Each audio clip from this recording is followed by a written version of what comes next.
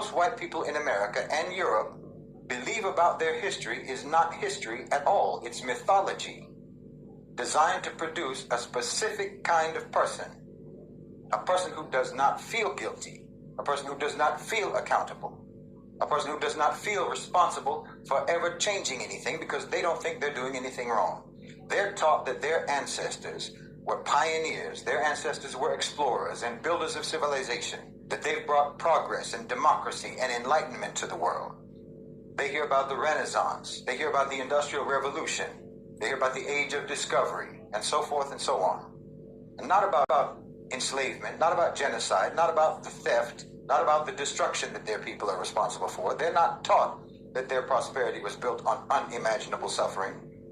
They're not taught that their systems of government, their financial empires, their very sense of national identity are all rooted in exploitation. They don't know about the crimes.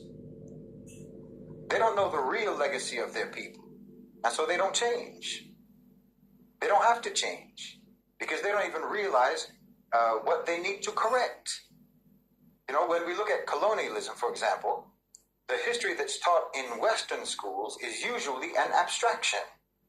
Colonization is framed as something that it just sort of happened a long time ago, you know, something that was maybe unfortunate, but it was inevitable, and ultimately it represented progress, and there were many beneficial things to come from it. Never mind the millions of Africans who died in the Congo Free State under King Leopold. Most white Americans have never heard of them. Democratic Republic of Congo. King Leopold of Belgium in Congo. According to American writer Adam Hochschild, King Leopold II of Belgium, like any other European power seeking new territory in Africa, carved for himself and took control of the vast unexploited land on the banks of the River Congo in the present-day Democratic Republic of Congo. He set out to carry out plunder, loot and severely brutalize the Congolese people. It is estimated that 10 to 15 million people were killed as a result of actions or inactions of King Leopold. The people of Congo were bought, like any merchandise, and owned by the king, making the entire Congolese population slaves to King Leopold. He created a philanthropy and a humanitarian guise called International African Society, which was used as a vehicle to extract rich resources through use of forced labor, torture, mutilation, and executions by the king's private army. This is one of the least advanced genocides and slavery to have taken place on the Africa continent, and yet utterly ignored or conveniently forgotten. On the orders of King Leopold, thousands of Congolese were either hung, their hands amputated for failure to meet the daily ratio of sap collection for rubber making. King Leopold took over about 905,000 square miles of African rainforest with the vast mineral resources for his personal use. What is often today described in international criminal justice discourse as the command and responsibility fell squarely on King Leopold.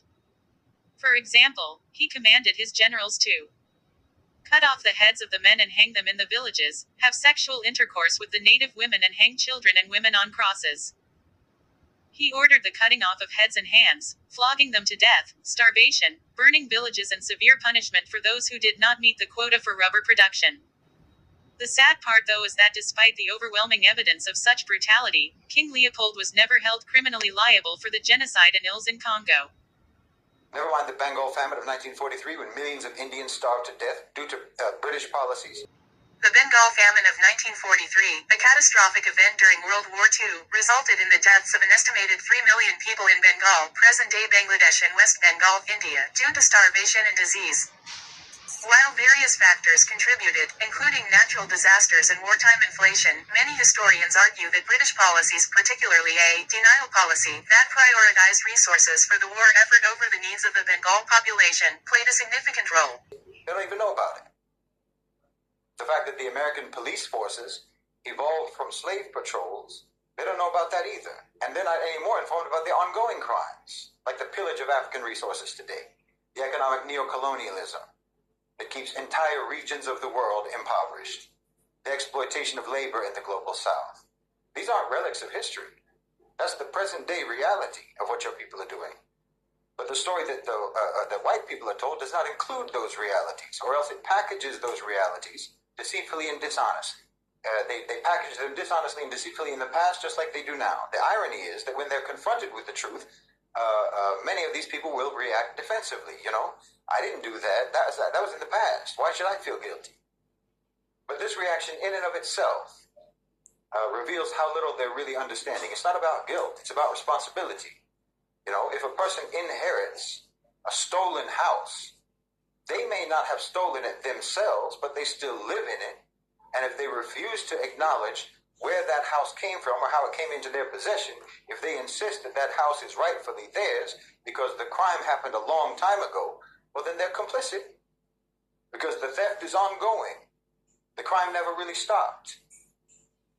So when people don't know their history, they cannot recognize when history is repeating itself and when history is actually just a continuum into the present.